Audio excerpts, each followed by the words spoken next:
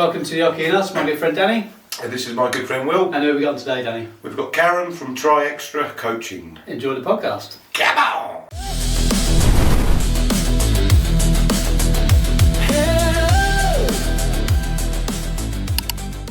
Right, welcome along, Karen. Thank you very much. Thanks for having me. Thanks for coming on. Thank you. Pleased to meet Nice to you. meet you. So we're going to go closest to the ball. Closest to the ball. You can have 3 darts at it. Yeah, you have 3 darts and we just have the one. I've been good at closest to the ball. You now. have been good at close to the ball. That's I don't know, shall I be honest? That's better, that's a good one. That is good. The best one in. Well Thank you very done. much. Ooh. Oh, I knew that would be rubbish, Will. yeah, well, I'm not And sure. we'll go for ball shot. Ooh, I don't know about that. Put the order in. What's that then? Oh, I think it's just about me, Will, Karen. It's probably Yeah. how it's going to be for the rest of No, the I'm sure it won't, because you're going for black segment, so Right. I think you'll soon catch us up.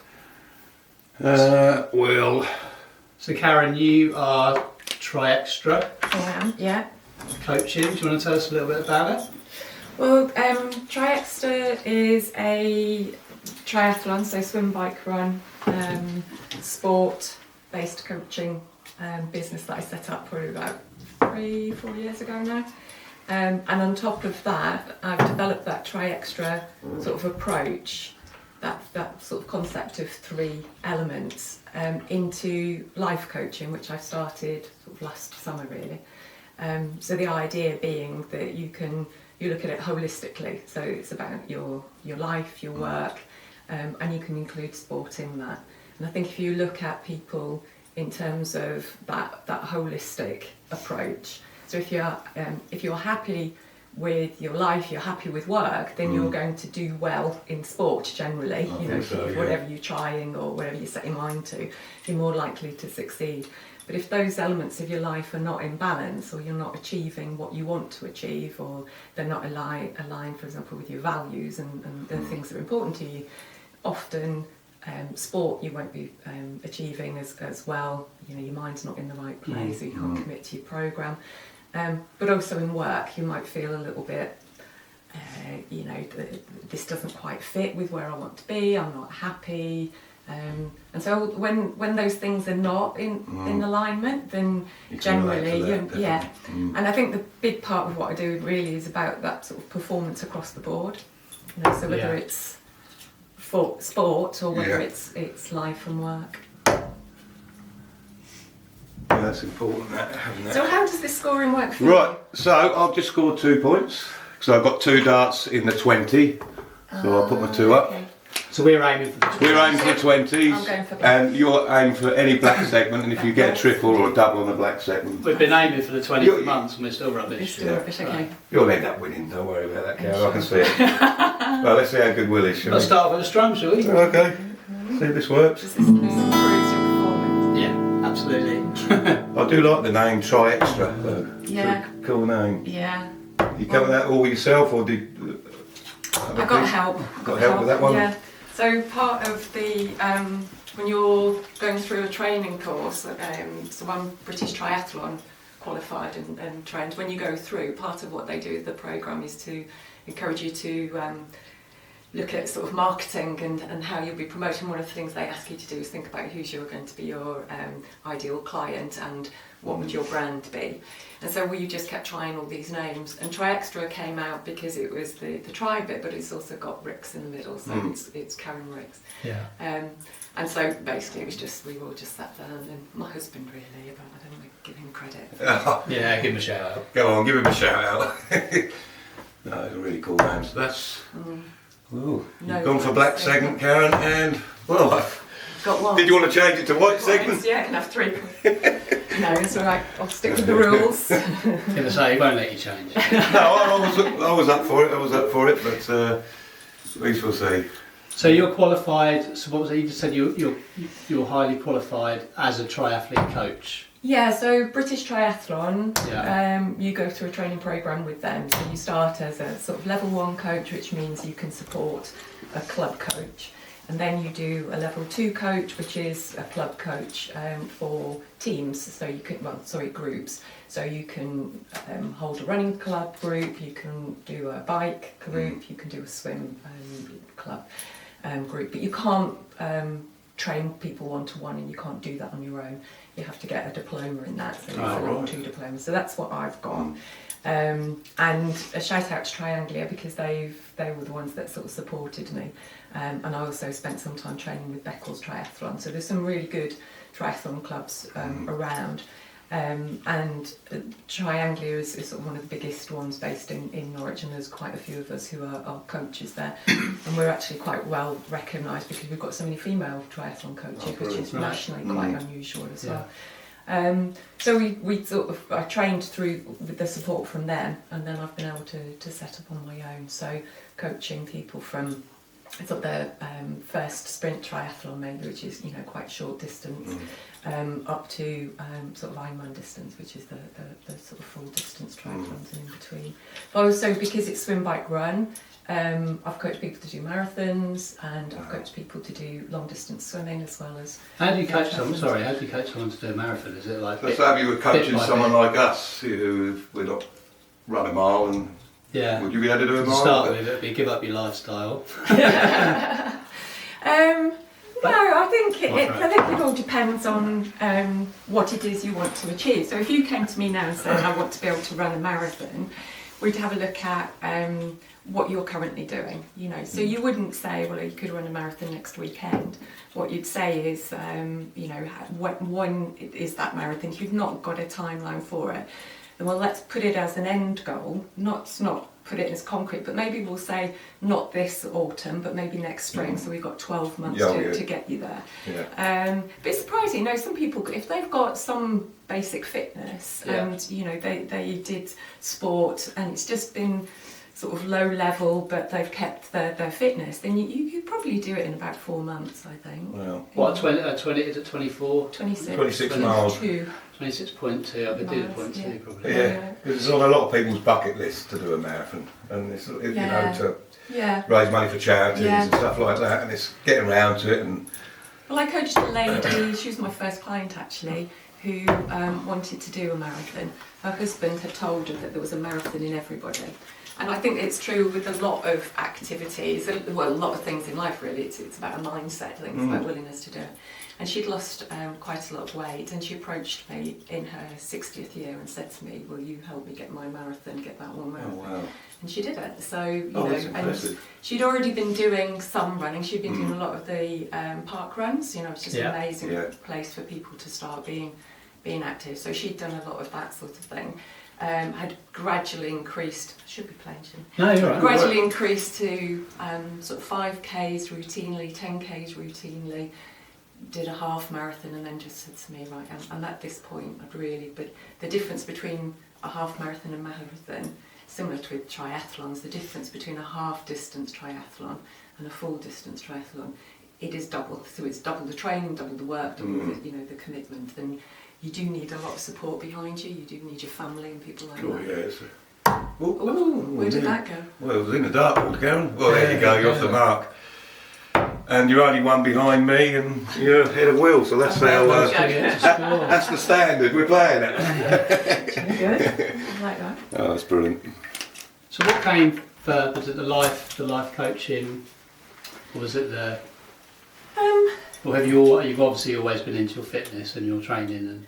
So fitness has been a thing that I think I have done without really registering that I was doing it. It was just something, you know, through school. When I look back, I was in the teams at school, but that was just often just a bit of social stuff, and you know, I was okay. You know, I was never a leading. I'm not elite in any way, shape or form. You know, I'm one of those people who likes to compete, to participate. You know, and I'm not going to win any medals. But part of it is exactly that, you know, because I honestly think if I can do it, anybody can, you know. So you're talking, I'd more than happily help you get to a marathon or get you to your first marathon. You're lucky enough doing a marathon. I mean, it's good. Do you know what I thought that a minute ago? I was like, I mean, I think I'd like to think I can do something like that. I'm losing a bit of weight. I'm keeping fit. I do classes at the gym and stuff like that. But it's my knees, or it's usually ankles, knees, problems, not just the fitness of your lungs and being able to get through it. Yeah, and I think that's where you start slowly, and it was something when I was listening to the Halt and Heal podcast that you did. One of the things that Jamie said was that keep showing up. It's that consistency, and that's what makes you stronger. So if you keep going, if you start walking and you're walking, you don't go straight out and do 10k. What you do is you go out and you do 2k, and then you do 2.5k, and then you do 3k. Running's the same, triathlon's the same, and you just start building towards it.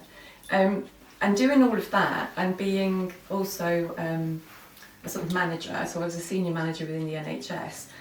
You're managing people, and you're setting goals, you're setting objectives for them, you're doing their performance planning, you're supporting them to develop. All of that seemed to just sort of come together quite neatly and made me think I'd like to do that as a career. I don't want to carry on doing that in data and numbers and informatics and all that sort of stuff. And so last year when the opportunity came, I took redundancy. I didn't want to be travelling. I didn't want the pressure of the long hours anymore. So I decided that I would try and commit to bringing all of this together. So probably 2 years ago now, I started the sort of life coaching qualification, it's a level 5 coaching and mentoring, which means that some of the principles that apply to triathlon or to what I've just said about marathon training, you apply to people's lives. So, what is your objective? Where do you want to go? What do you want to achieve? And how do you get there? And part of what I do is ask the questions of you so that you can then start thinking and planning for yourself. So it'll be, so if you came to me and said you wanted to do a triathlon, we'd have a look at, can you swim? Can you run? Can you ride a bike? And some people will come and say, I'm a really strong swimmer. But I can't run for the life of me. Or some people will come and say swimming's my weak point. And what you do then is you work out, you don't automatically say, well, if swimming's the weakest, we'll spend more time on it. You look at it intelligently and say, well, if you're a slower swimmer, but you're stronger on the bike and stronger on the run, but there's room for improvement, you're going to make more up on those than you would on the swim. So actually, let's just keep the swimming ticking along, but let's spend a little bit more time on your bike, for example, because that's where you will be the performance on the day. And so if you look at life like that, you can start saying, well, where do you want to put your energy? Where do you want to put your attention? I think when we talked about it, it was like, say that, we had quite an where you interesting want to chat, be. didn't we? And where do you want to be in 5 years? You know, and actually most people will say, I don't know. Well, they might come to me and say, I'm unhappy where I am at the moment. Okay, well, where would you like to be? I don't know. So a lot of the conversation is, okay, well, where would you like to be based on what's important to you? What are your values? What are your drivers? What makes you happy? And what does your gut tell you? So sometimes, when you think about politics, people often have a gut feeling about what political party they, and that's driven by your values. Whether you want to, you turn up to classes, which classes you turn up to. Sometimes, I guess I'm not a very sociable athlete. I like to go out, like this morning, I like to go out, put my earphones on. I love being outside. So my Strava pictures are of all the scenery and of the the beautiful fields and the skies and things like that. But I'm happy on my own doing that. Whereas some people want to be a part of a group, want to be part of a community and turn up to classes, and that's where they get their social input and things like that. But you work on those sorts of things. You work on what's your driver, what intrinsically makes you happy, and then you can start planning, well, how do I achieve what I want to achieve? But the big thing about life coach is it comes from you, whereas with triathlon coach and marathon coach, I will give you a plan and I will say, right, you will do this on Monday, you will do that on Tuesday, you will do this distance, this is how long you will run for, this is what your heart rate will be, this is how much sleep I want you to have, all of those sorts of things. So I'm very clearly planning, and you must rest, you would do nothing on that day. So it would do that, whereas with the life coaching it's very much, and so how do you feel about that? What would what would be important to you? And I think on the same podcast I was listening to, you were talking about procrastination and not acting. So you could explore that. Well, what is it? What is the reason for you not making those choices? Or it's what you want to do, but why are you not doing that? Why is what's holding you back from that? But you'll have the answer, I wouldn't. And the important thing is it's all safe, there's no judgment, there's no reflection from me on anything that you would say, so it's very much a sort of, just say what you like, Yeah. because it's no odds to me. Brilliant. So how many clients have you got at the moment? Not enough. Not enough. So I would like more clients. Yeah, Yeah. yeah. I think it's a new business, and it's sort of a pipeline sort of coming through. But yeah, I think I need to. I'm practicing some pro bono work at times, and offer sort of free first sessions. But it's really different. We were having this conversation about when you're first starting up and starting to get that momentum That's going. hard, And, you know, social media becomes a whole sort of industry in itself, and it's marketing. Yeah. You know, and that's not my forte. You know, I'm quite happy talking like this. Yeah, and it's telling the you same, what I'm yeah. doing. But to then put pictures of me out there and to start, you know. And there's other things, you know, we'll write a book, you tell everybody your story, and it's just like, it's scary stuff, really. Yeah. But no, any more clients that are willing to contact me, yeah. So you could for like a life plan, say you've got like a 2 year. For example, I work like 60 hours a week sometimes, and plus doing a podcast, and so my life is really, really busy. So how do I change? For one, I need to change my hours at work, but I need the money. So how, you know, and I think we had this chat, didn't we, on the Catch-22 situation. yeah, it's a massive catch-22 It is. situation, especially with how things are at the minute in the world. How do you change it? How would I change it? How would my life and how could I improve that? Do you know what I mean? Yeah. I mean, some of it is. So if you go back to the values, what's important, and if you decide that the value at the moment is with an income, then that's where you sit, that's where you just say, and some of the life coach is about acceptance of where you're at this point in time, rather than trying to rebel against it and fight against it. And if you sort of acknowledge that this is where I am, but this isn't forever, this is for now, then sometimes that gives a bit of peace and a little bit of, you know, time for things to settle and for your brain to... I described it a lot about, and I can't remember which Harry Potter film it is, or I think it's Dumbledore is at the fountain and he's pulling these threads, he's got his wand and he's pulling the threads out. And sometimes your mind is so cluttered with, I don't know what to do, you know, and it's a bit frantic and there's these thoughts swirling around. Sometimes just picking some of those things out and just say, it's okay for now that this is where you're at. Yeah. Let's take that out and let's not fight that one. Let's just put that to one side and say that's where that is. There might be other things that you might say, you know, I'd love to be, I don't know, driving a particular type of car and I'd like to achieve that. Well, okay, is that now? Is that something you can do now? No, okay, let's put that to one side. Let's not ignore it. Let's not just say it's never going to happen. But let's calm the thoughts and say that can come, but not now. And then what you do is try to have a look at. So if you were doing something like the procrastination, you might say, well, these are the things that I've got to make a decision about. And I'd use the techniques around things like visualisation, where you'd say, okay, you're coming to a river, you want to cross the river, and you need to put stepping stones in to get across to the other side. What's the first step you need to make? And so with some people, the idea of visualisation, so it depending on the type of learner that you are, so if you're somebody that can work with images, you can look at that and think, okay, my first step might be, and some people I've coached, you have to say, what are you doing? They're drawing the river, they're drawing that first step.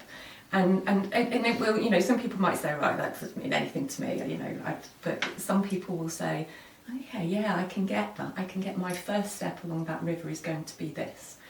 And that then suddenly clarifies other things, because you think, well, okay, that takes me forward for another 3 months, you know, I'm going to focus on that, I'm going to get that done. And then you can say, well, what's the next step? And it's just asking those questions. Sometimes it's about reframing it and saying, do you really need that money? Do you really need to be working 60 hours a week? What if you work 55 hours and gave yourself an extra 5 hours? What would you want to do with those 5 hours? Yeah, because it is quite nice sometimes, because I work on a Saturday, you work on a Saturday sometimes as well, don't you? It's quite nice when you're not allowed in on the Saturday because there's not enough work, and you're like, come Friday, it's like, oh wow, I've got a whole weekend off. Yeah.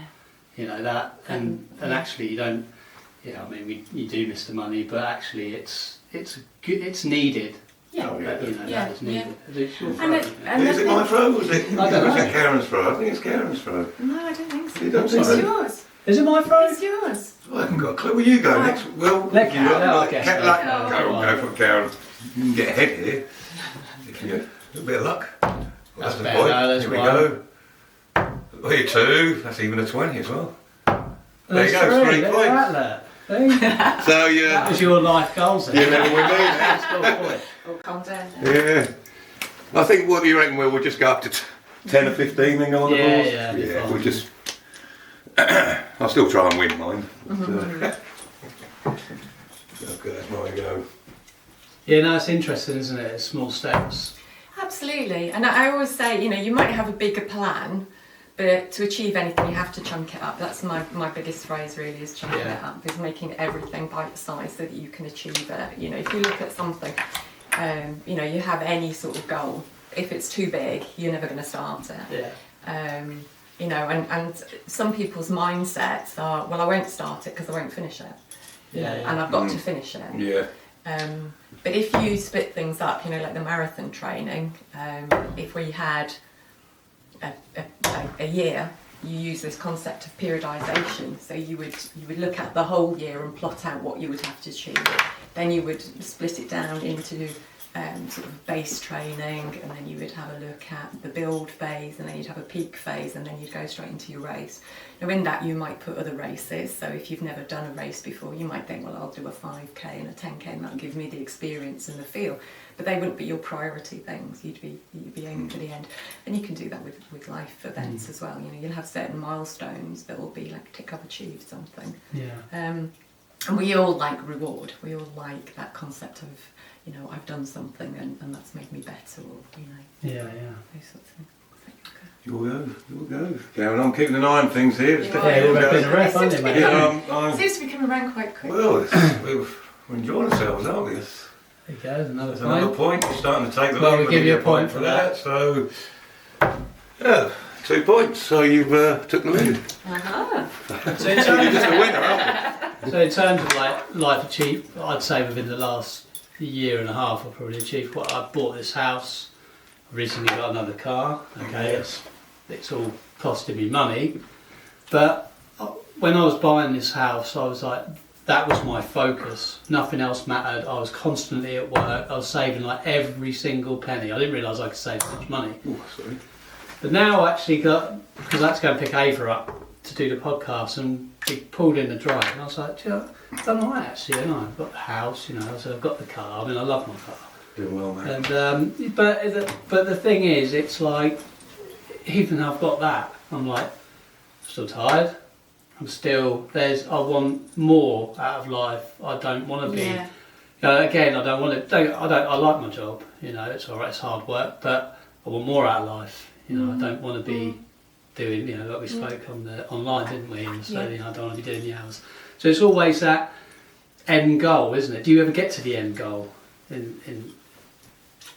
don't think so. I think that's ambition, isn't Yeah, it? That's yeah. what But I mean, some people don't have that. Some people are happy with a more relaxed and I'm not really an ambitious person, I would say. I'm pretty laid back in that way. You're more ambitious, aren't you? Well, it's like the drive. podcast. Sometimes I wish I had more drive. Like the podcast, but constantly. I find myself constantly on my phone, and I hate it. There is that. Sorry to interrupt, but there is that. How does that leave you feeling? So really up, and do you know what? It's like a graph. I'm like Yeah. this with it. I was speaking to somebody the other week, and they were like, "Oh, how's the podcast going?" I was like, "Do you know what? It's brilliant." I said, "But I know next week I'll be down here with it, and this week I'm down here with it, because whether it's social media, trying to get stuff out onto social is so difficult, and it sounds really stupid, but subscribers, getting people to watch. Do you know what I mean? You feel like you're putting in. It's going well, isn't it? I mean, we can't. It's going so well, but you kind of want more. You always want more. And some of that might be what is your criteria for success, which sounds a bit different to Dennis. In terms of what you want out of it. But that's that's people. People are different. What people want, as I said, back to the values. What drives you will be different. I don't know, actually. I don't know what the end goal is with the podcast, really. And there might be something about that. Think about it. Yeah. What is it you were planned? Yeah. I mean, there is something, because I know it is evolved, and I know it came from a concept, and as carried on growing. I think it's there comes a point where you perhaps have to say, are we playing with this now, or if this is serious, then what do we need? And I would guess, not as a coach, just as a sort of human thinking about something, that isn't going to be sustainable. Because if it does take off, the pressure on you is going to so high. So there is something about setting that ambition, you know, will it be okay with X thousand people, you know, or actually do you want to blow in and give up the day job and it be everything, you know? You'd like to give up the day job and just do I think that's probably our way out of giving up the day. Maybe a way out of doing it. I don't know really. I don't know. It's interesting, isn't it? What are people's end goals? What's your end goal? Get through the day. Be happy, isn't it? Be happy. We just want to be happy. happy And content, and healthy. Health is wealth, in my. Yeah. You know, it's a good saying. I've always tried to live by. Really. Be better at darts. Be better at darts. Give up smoking. We still haven't given up smoking. That's terrible. Yeah, we sort of let that one slip, didn't we? Yeah, But that's so a if big you're doing one. a marathon, you'd have to. So that'd be your first advice to us, is right, you're giving up that if you're going to do a marathon. No, because that might be too big a deal for you to do in one go. Yeah. What I would say is start the running, start the walking, do the consistency, so you know, or cycle or do something and try to be consistent every day, and that will automatically help. You know, it will help relax, it will help do all sorts of things. Once you're doing that consistently, you can up that, and at the same time look at reducing. I don't think you can do anything just. Do you think you'd naturally, like, let's just say, for example, we were now going to train for the marathon, however long it's going to take us, and you'd set us goals. I suppose naturally it would. You'd cut down on smoking. You cut down because you're not going to be because in your head. There is that, you know. If Karen caught us smoking while we were trying to train for a marathon, the plan might change a bit. But what I'm saying is that would automatically, because you'd want to be getting fitter, wouldn't you? You'd want to be. You would hope that they would balance each other out, and that actually the success of the marathon outweighs the need to smoke. But I don't think that automatically happens. I think, you know, if it's something that you've had and it's been part of your life for a long time and it's been there through, you know, your highs and lows, it's very difficult to just say, I'm not going to do that anymore. That doesn't mean you shouldn't try, and it doesn't mean that you won't be successful. It's just about not judging yourself if it doesn't. Do you know what I mean? And being kind to yourself and just thinking, how do I do this in a realistic way? If you could, obviously, there's so many things that will help, and you know that you can improve your life expectancy. You can do so much by not smoking. It's just definitely a key part of it. But some of it might be, I don't know how many you smoke a day. Too many. Too many, but then I think it's just it's a we're just going to have a fag break now and then. But you see, that's it. You know, if you say you smoke 20 sometimes it's an excuse for a break. Yeah. You know, at work, so I'll have a little bit of a break. You see, and that's bad, isn't it? Because the link to having a break is something that's not healthy. Yeah. Whereas if your link to having a break was a walk, and you swapped the behaviour, swapped the habit with something more positive, that's where, you know, things start to sort of help and relax. I'd like to do a bit of running. Well, you actually walked around. My nephews are really good runners. One's in the University of Tennessee. He runs for the Eagles. My brother's super fit. My younger brother, a very good runner. And so we've got a little bit of running in the family. Yeah. But I think, you know, in terms of in terms of success, I mean, you're never too late to start. Yeah, because you see old people running all the time, and it doesn't have to be quick. It could be a walking pace, can't it? Really, just right. What we got there? Two. So you're on tennis. Getting my own darts. Yeah, I tell you, you're doing well. So you're relaxing. So I was actually going to say you want to strum on the guitar. We're only going to 10 as well. Well, me and you have got to 10, Garen, so we can wipe that off. And Will's still on 3, but we knew that. Come on, Will.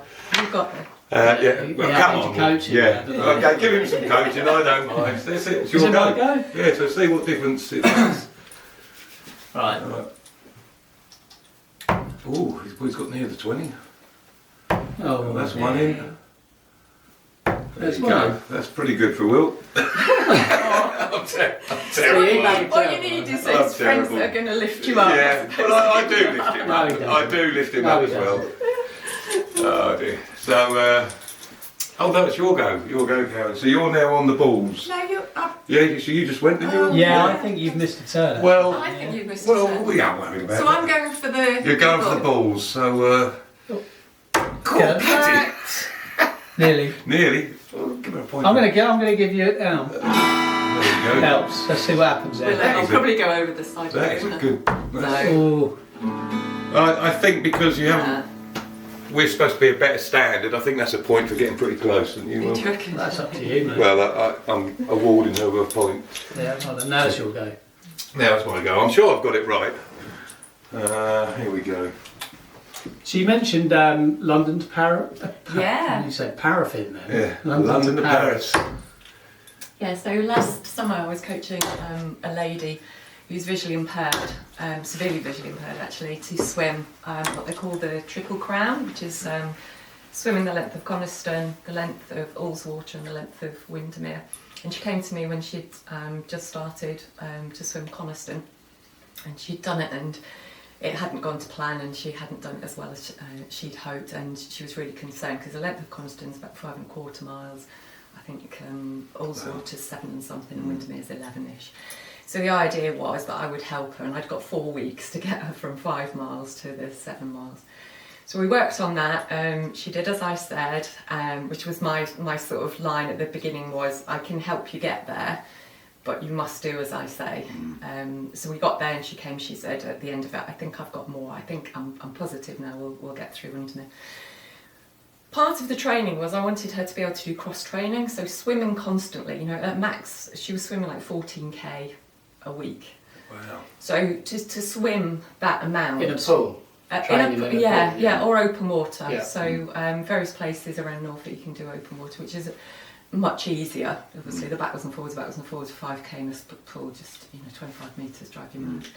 But she's got that mindset, she's got that resilience, she could do that. And in the pool it was easier for her because she was guided, but when it comes to open water she needed support. So I wanted her to be able to do some cross training to build her endurance without having to use her arms and risk injury and that sort of thing. And she desperately wanted to go on a bike, but there were no tandems and there were no guides for her. So Vision Norfolk has some tandems which people use, but they're not big enough for all adults. And they then train some people to do, they train some people to be pilots to help her, so they're at the front of the tandem. But she only got 2 bike rides in. Anyway, she managed to do, I'll go in the middle, I'll tell you. Good attempt again. Going really well. You're improving all the time. Oh! But talk too soon on But that. they're good darts. Yeah, they're that's going pretty in. close. You know what I mean? Going in lovely. So she did Windermere, and she'd got this guide called Paddy from Vision Norfolk, who was a cyclist as part of a group called Brewery Tap Cycling Club.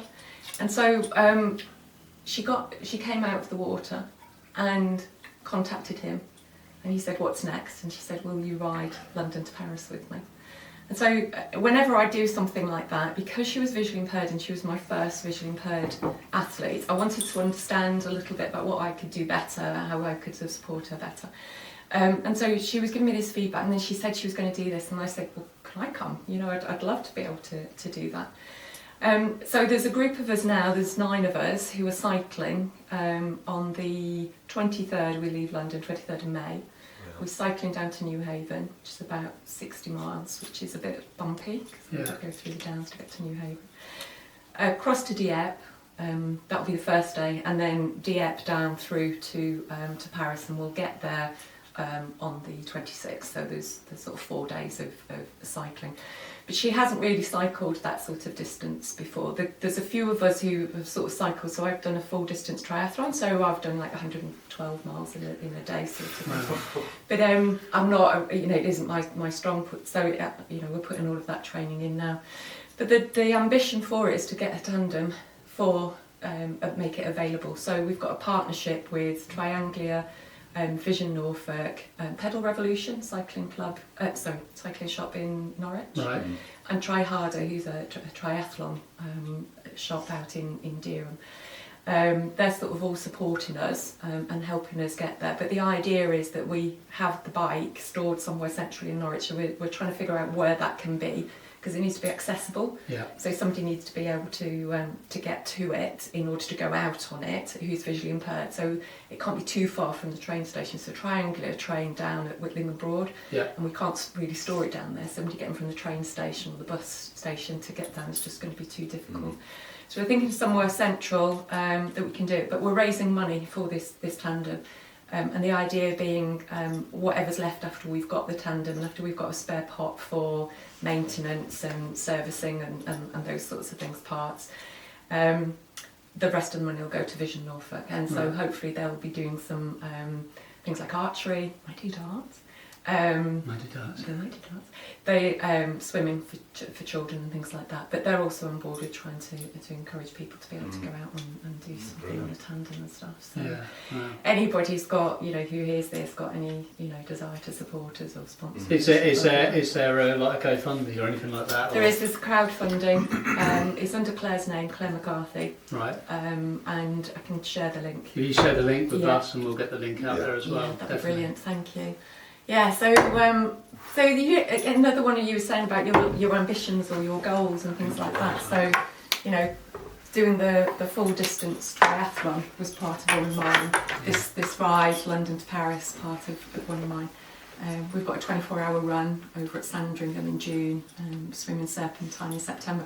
So they're just little things, sort of milestones that keep me motivated and keep me active as well as everything else. So how do you, sorry to interrupt, how do you train someone to swim? Are you swimming with them? No. Were you in a boat? No. So I'm giving them a training plan. Right. So she follows the training plan. If what you want is a technique, then I would come with you to the pool and I would show you the different technique, and most of that is front crawl, but I'm also qualified to be a swim teacher, so I can teach people how to swim, adults to swim as well, which feels like it. And I do that over at Beccles Lido. Yeah. So come May, there will be what we call an improver. So you have to be able to do a 25 metre or 30 metre pool down there, front crawl. And then if you can do that, I'll help you with putting your head in the water, when to breathe, when to use your arms, when to kick, how to move through the water to improve your performance. And then in June, that will carry on. We'll do a daytime one as well. Yeah. But hopefully from June, we'll be able to do a how to swim. How to do it, because there's so many people who I think would like to participate in triathlons. They can run or they can ride a bike. And to be honest, your first triathlon, you can go with a basket on your bike. It doesn't have to be anything. You can do breaststroke if you want. Yeah. Oh, look at that. Hello. I'm in. Yeah, you're in. Hey, but how are we doing for time? I think I put you two up because you got close, so you're on one end, wasn't it? That's why I've done that, yeah. So you're winning, Karen. You've got 10 minutes. You've got 10 minutes. Is the camera still all good? Yeah. Oh, absolutely. So I just did that. That wasn't. I can't give you a point for that, Karen. No, that's rubbish. So out of the three, well, what is your strongest and worst? But mine would be swimming. I can ride a bike okay, run, but not great. But I'm not a great swimmer. I can swim okay because I'm at the age group where most school kids learn how to swim. I don't know whether that's compulsory in schools. I think it should be really. Yeah. It used to be, didn't it? Yeah, I think it might have used to be, but I don't think it is now. Because we are an island, I suppose, aren't we? But that would be my weakest point. I can breaststroke and do front. You're swimming. It's getting the breathing right. No. Because if I'm trying to go quick, I'm just not breathing. But you got after a couple of strokes, or however you do it, breathe in and out. That's the hard thing, the breathing side of things. So if you come up with me wanting to improve my swimming, I think it would be breathing. I would watch you, and then I would say, okay, we need to change these sorts of things. But with my approach, I would start with your breathing. I would make sure that you know to breathe out into the water and breathe in from. Can you practice that without being in the pool? Yeah. So there's a technique called bubble breathe. Right. Bubble breathe. Bubble breathe. So what you would do is it would be, so this is me swimming. So you would go bubble, breathe, bubble, breathe, bubble. So it's alternating as well. So it's just 1, 2, breathe, 1, 2, breathe. And that would help it. We'll try that. Some people don't like the bilateral, but if I was teaching you from the scratch, I would want you to do that, because your stroke needs to be even and equal on both sides. Yeah. If you end up with breathing one side will keep dropping, and so you're not even, and then that risks injury and all those sorts of things. Have you not got? I haven't got a point, no, you're winning, Karen. We've got about 5 minutes left, so let's we up our game. Rubbish. You're giving us a chance. What are you doing? Well, I'm going to start playing now. If only I wasn't so haphazard. So what socials are you on? Is it just Facebook and? So Facebook is me as Karen Ricks. There's also Karen Ricks, TriXtra. Yeah. There's also Instagram's TriXtra, and I'm also on LinkedIn. But with that, what I've been trying to do is shift into Karen Ricks Coaching and developing the TriXtra concept as a sort of an approach to the overall. So there's sort of 3 elements of, but the sort of concept of performance, and just try to develop it that way. But keeping with the swim, bike run as the sort of side element. What I struggled with a little bit was, how do you bring those 2 concepts together? Yeah. Where people are saying, well, that makes you unique, and that makes you, because you can do the health side of things and the well-being side of things as well as the life. So, somebody might come to me and wanting to be coached to a training plan, but if they've already been through a number of training plans and still can't stick to it, and they've gone through different coaches, my question is a bit deeper than that. So, well, I can give you a plan, I can take your money and give you a plan, but actually, is that genuinely the right thing for you at this point in time? Or should we look underneath and just see, why can't you, if you're an experienced runner and you've run a couple of marathons now, why do you still need a coach to put a plan together for you, if it's not to improve, it's just to get you to do it? Yeah. Do you know what I mean? So some people want that coach to hold them to account and make sure that they're doing something. That's right. And you find that with the life coaching, people will do things. So if we had a coaching conversation, the conversation will start with, what's the problem that you want us to discuss today? You will bring an idea or a concern or something you want to work through. By the end, you'll have actions to take away, and then you will be held to account. So the procrastination stops a little bit, because somebody's expecting when we next speak, which could be 3, 4, 5, 6 weeks. When someone's expected, and because you might get telling off or something, or just a bit strict. But it's somebody independent. Kick up the backside. That's right. Because you might have a really supportive, lovely family who listen and are there and supportive. But the challenge with that is, they love you, they care for you, you will be important to them, so they won't want to say anything that upsets you. They won't want to necessarily disagree with your thought process, or they might have some of the baggage that comes with it and don't see an opposite view or a different way. So the idea of having a coach who's independent is, I can basically reframe things a little bit and say, well, have you thought about it in this way? And you might not have, and suddenly it's so a bit like the cigarettes, you don't just have to stop. What you could do is just cut one down a day this week, and then 2 days, do you know what I mean? And build it up, and before you know it, you're running a marathon. I've cut one down. Have you? Yeah. First one that didn't go in. Yeah, I don't smoke on the way to work anymore. Because I've got the new car. Yeah, that has helped, hasn't it? Having a new so car. no one can eat in it. So no one's allowed to smoke in it and stuff like that. That's Absolutely something. not. I need a new car then. Yeah, you need a new car, mate. So if I was a life coach, that's what I'd say to you. Get yourself in debt, get a new car. But what that is your new car outweighs the desire to smoke. Right, yeah. And it's understanding why. So at what point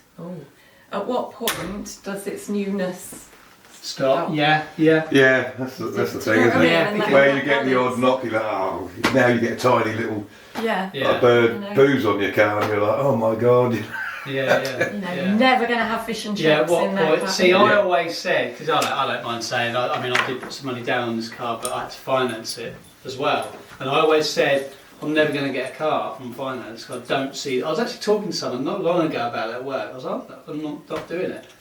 And here I am, I've gone and done it. But and again, like you said, how long does that newness last? When do I get to the point? I know I'm like, get to the point like just a car.